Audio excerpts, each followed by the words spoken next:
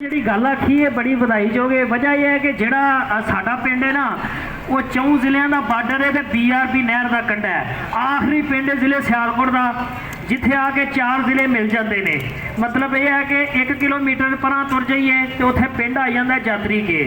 वो आता जिले शेखूपुरे के जे 1 किलोमीटर थोड़ा जिहा होर गांह नूं बनवे तो चढ़ जाइए तो उत्थे आता पिंड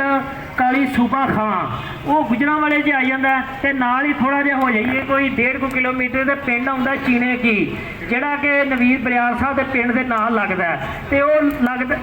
लगदा जिले नरवल दे विच ते होया ना कि 4 ਜ਼ਿਲ੍ਹੇ मिलते हैं साडी इस धरती के लागे उस जूह के लागे तो जिथों का मैं जंप आना मेरे पिंड का नाम जी मान लो कि भल्ली तो नां का तुहानूं पता लग गया सरदार नवाज भल्ली मेरा नाम है। तो देखो ना पुराने समय में बहुत सारिया चीज़ां हैं जड़ियाँ वो साढ़े कोल जड़ियाँ मिटदियां जान दियां जिवें कि मैं हलना मिटदी सोचदा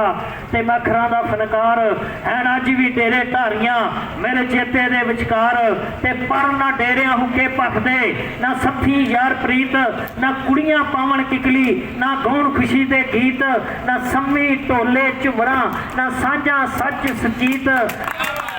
ना सतरी पुरसे देवदे अज लोकी भुल गए रीत ना झजरा ना घड़ा ना हेलड़ा ना थथवा हथ कुमार हैन अज भी डेरे ढारियां मेरे चेते दे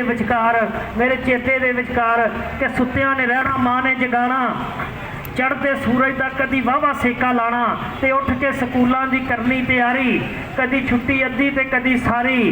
वो लक्कड़ की फट्टी ना बस्ते च पैनी वो गाची की ढेली भी चेते ना रहनी ते काली स्याही जा हट्टी तो लैनी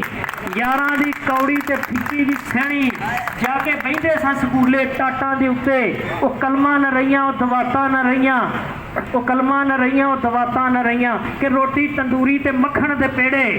लस्सी का छन्ना भी हुंदा सी नेड़े मकईयां ते जवां नूं खाना ते जीना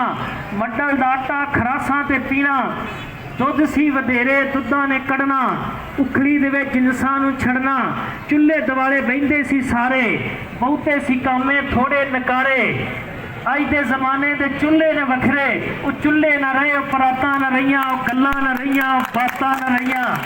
घोड़ी ते बहना ते मेले नूं जाना जाके रुपये का दुहाना भी खाना पंगूड़े ते बहना ते उत्ते भी जाना ते थल्ले भी लैना कौडी जे होनी ते चावां ने चढ़ना करके लंगोट जवाना ने घुलना नक्शा वो सारा छेती ना भुलना।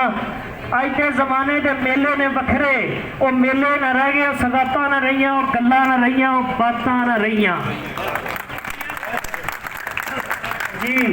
मैं 2 दिन तुहाडे कोल